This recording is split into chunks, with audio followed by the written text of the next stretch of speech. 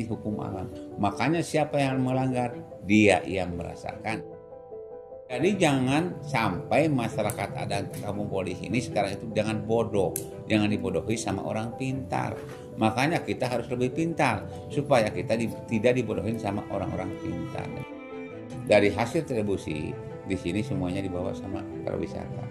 Jadi nggak ada untuk pengembalian memperbaiki rumah adat, nggak ada.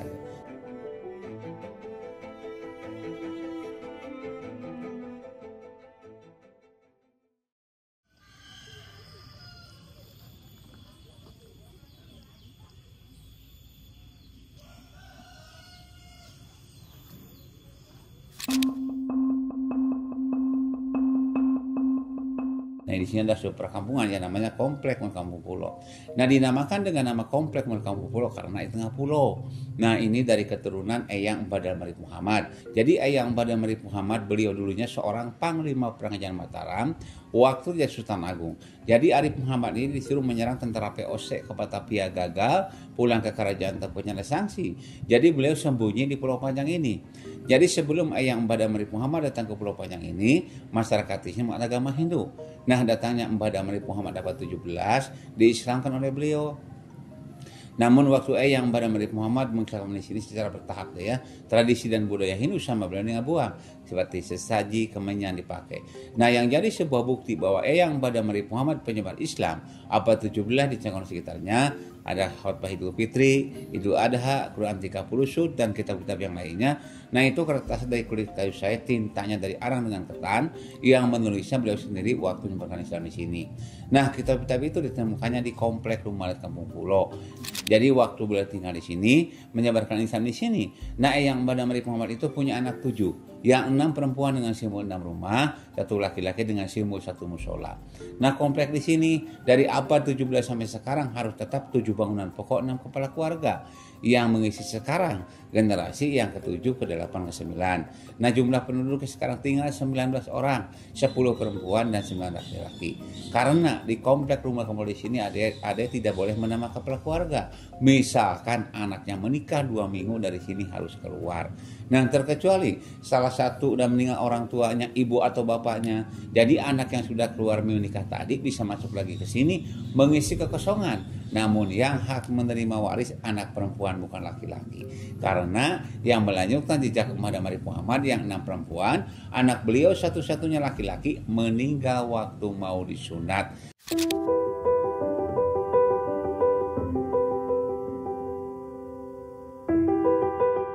Makanya di sini ada sebuah tradisi larangan adat. 2 larangan dikaitkan dengan satu alasan, tidak boleh membuat rumah beratap jure dan tidak boleh menabuk gong besar yang ada di perunggu. Nah, itu dikaitkan kepada anak laki-laki Arif Muhammad tadi.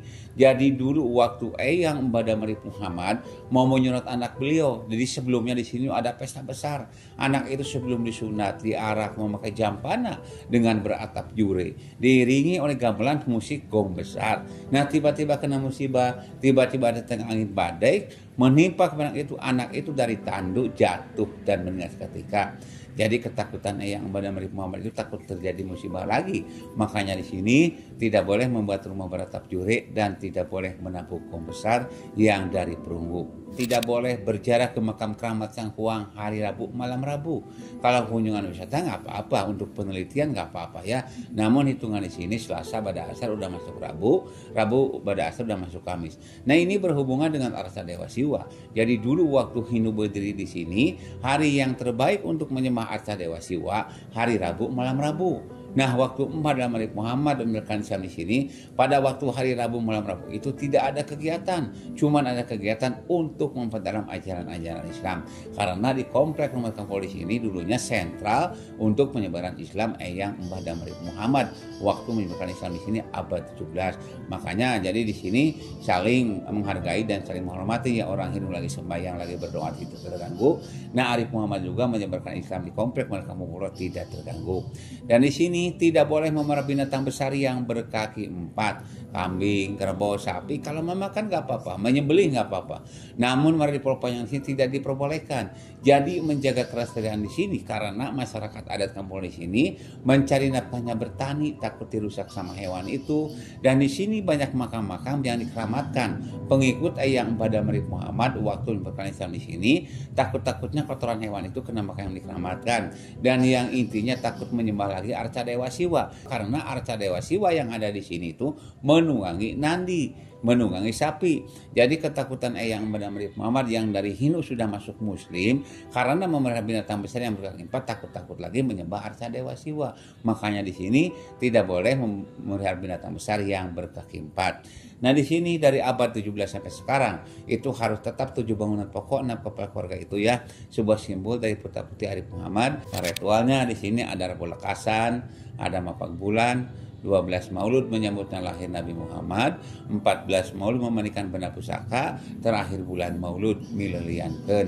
Kalau ritual yang lainnya masih tetap dilaksanakan. Karena dulu waktu Mbah Damri Muhammad menyebarkan Islam di sini, tradisi budaya Hindu sama beliau dipakai. Makanya sama kami yang tinggal di sini masih tetap dipertahankan dan masih tetap dilaksanakan. Kalau komplek warga Kampung Pulau dipimpin oleh sepuh adat namanya Pak Kuncen. Jadi yang dituakan ya. Jadi kalau ada acara apa dipimpin oleh sesepuh adat namanya Pak Kuncen. Jadi kalau luas Pulau Panjang ini sekitar 7,5 hektar.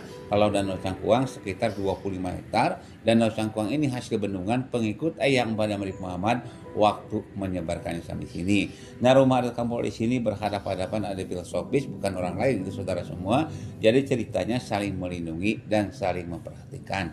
Jadi gini ya, kalau dulu seperti atap, memang atap dulu semuanya pakai injuk ya.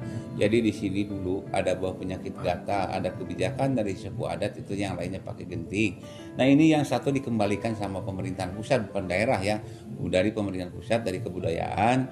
Jadi sebuah contoh bahwa dulu yang di compare kemarin kampung di sini bangunannya seperti ini semua ya pakai injuk pakai atap ya. Namun di sini masalah renovasi memang sering renovasi. Kalau sekarang itu udah masuk cagar budaya ya. Renovasi juga tidak sembarangan untuk renovasi. Jadi kita itu harus laporan dulu ke pusat ya kebudayaan. Itu disuruh dipoto-foto yang rusak. Jadi kalau renovasi rumah adat ya yang sudah masuk cagar budaya itu tidak bisa ditotalkan. Ya, jadi harus tidak semuanya diganti. Jadi kalau masa proses untuk menjaga, melestarikan komplek kampung di sini itu ada kebersamaan ya dari masyarakat, pemerintahan daerah dan pemerintahan pusat itu ada kebersamaan. Jadi udah masuk cagar budaya. Jadi kalau kita ingin membereskan, ingin renovasi itu harus laporan langsung ke pusat ya.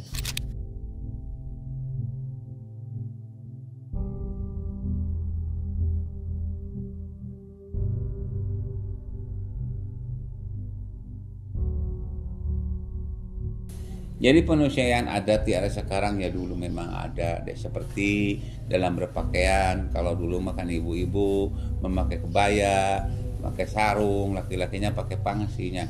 Jadi di sini karena dari adat itu bukan melanggar dari aturan ya, bukan melanggar dari larangan kan nggak ada larangan yang itu mah. Jadi itu bagaimanalah kita itu mengondisikan diri supaya tidak tertinggal. Tapi kalau ada acara-acara tertentu pasti dipakai itu ya. Kalau di sini itu kan ada aturannya. Apakah ada masyarakat yang melanggar? Nah, di sini hukum alam deh. Kenapa di sini yang melanggar dari aturan-aturan di hukum alam? Karena yang tinggal di komplek kampung di sini semuanya dari keturunan Eyang Mbah Damri Muhammad. Kalau seorang keturunan nggak mungkin kan nggak tahu aturan-aturan di sini. Makanya siapa yang melanggar? Dia yang merasakan. Nah itu dari sini hukum alam. Siapa yang melanggar? Dia yang merasakan. Ya di sini masalah pernikahan bebas deh. Masalah pernikahan di sini bebas, mau sama orang mana, agama mana dipersilakan. Tapi kalau kita berbeda agama, kita itu jangan ke bawah, kita itu harus bisa membawa. Karena untuk menyebarkan syariat Islam dalam pernikahan juga bisa. Nah di sini masalah pernikahan tidak harus tinggal di sini, makanya yang sudah menikah 2 minggu harus keluar deh. Masih ada orang tua.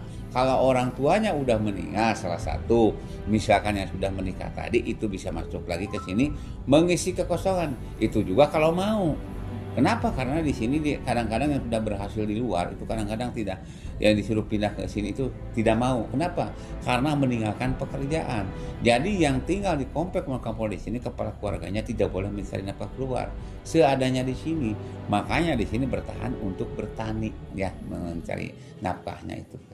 Jadi kan pembugaran Candi Cangkuang di sini kan 747-an ya, 7476 pembugaran Candi Cangkuang kan awalnya candinya nggak ada.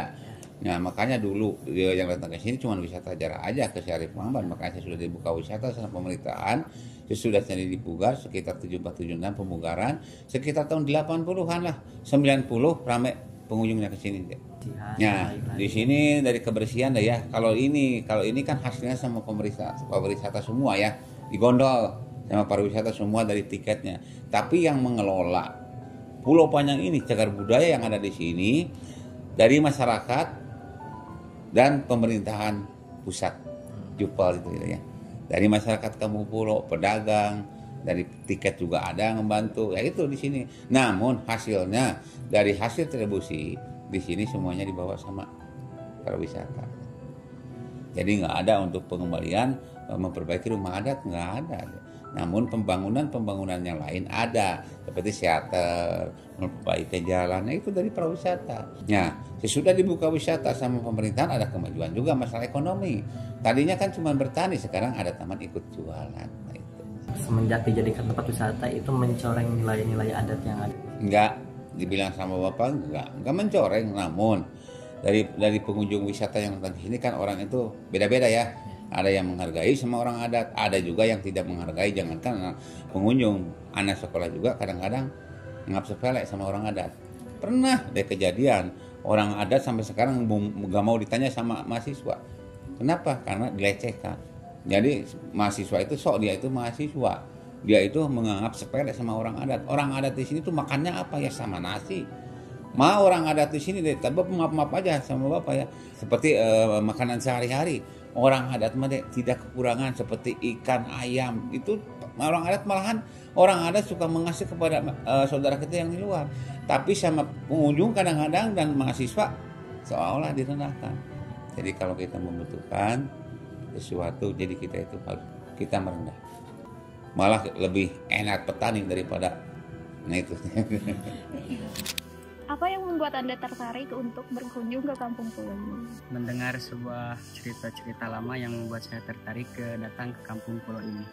Kesan pertama saat berkunjung ke sini indah gitu, kayak suasananya itu adem, suasana rumahnya kayak zaman-zaman dulu, membuat hati tenang lah. Desain bangunannya yang masih kuno-kuno gitu yang membuat saya tertarik, dan sejarahnya dari situs Candi Cangkuang. Untuk wisata keluarga dan bersantai-santai, enak lah, bersih lagi kampungnya. Sini kan sejarah-sejarah budaya gitu sebelum datangnya ini. Dan sini kampung adat Pulau juga menerapkan budaya-budaya leluhur.